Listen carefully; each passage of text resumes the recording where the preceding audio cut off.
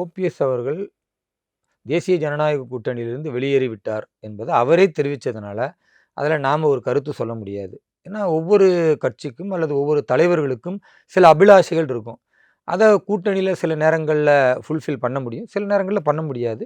இது தேசிய ஜனநாயக கூட்டணியில் மட்டும் கிடையாது. இந்தி கூட்டணியிலும் கடந்த காலத்தில் அதிலிருந்து கூட்டணி கட்சிகள் வெளியே போயிருக்காங்க, பிறகு வந்து சேர்ந்துருக்கிறாங்க. இது இயல்பாக நடக்கும்.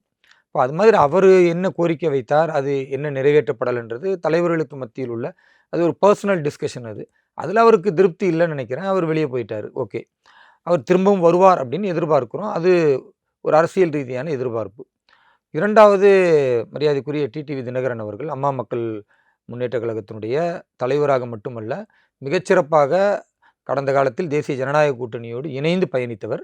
இன்றைக்கும் அவர் இணைந்து பயணிக்கிறார் என்பதை எங்களுடைய மாநில தலைவர் ஐயா நயினார் நாகேந்திரன் அவர்கள் ரொம்ப தெளிவாகவே சொல்லியிருக்கிறாங்க. அதனால் தேசிய ஜனநாயக கூட்டணியில் 2024 யார் இருந்தார்களோ அவர்கள் இன்றைக்கும் இருக்கிறார்கள். 2026 தேர்தலையும் தொடர்வார்கள். இதில் எந்த மாற்று கருத்தும் இல்லை. அவர் ஒரு கருத்தை கேட்கிறாரு, எனக்கு புரியுது. அவரா கேட்கிறாரு, இது அவங்க தான் சொல்லணும்னு கேட்பதற்கு காரணம் என்னன்னா, இப்போ அவர் கூட்டணியில் இருக்கிறார் என்பதை அவரே சொல்லுவதை விட அந்த கூட்டணிக்கு யார் லீட் பண்றாங்களோ அவர்கள் சொல்லுவதுதான முறையா இருக்கும். அதனால அந்த அடிப்படையில் சொன்னாரே தவிர, நான் கட்சியில் இருக்கிறேனா இல்லைன்னு எனக்கே தெரியாது அப்படின்ற அடிப்படையில் இல்லை.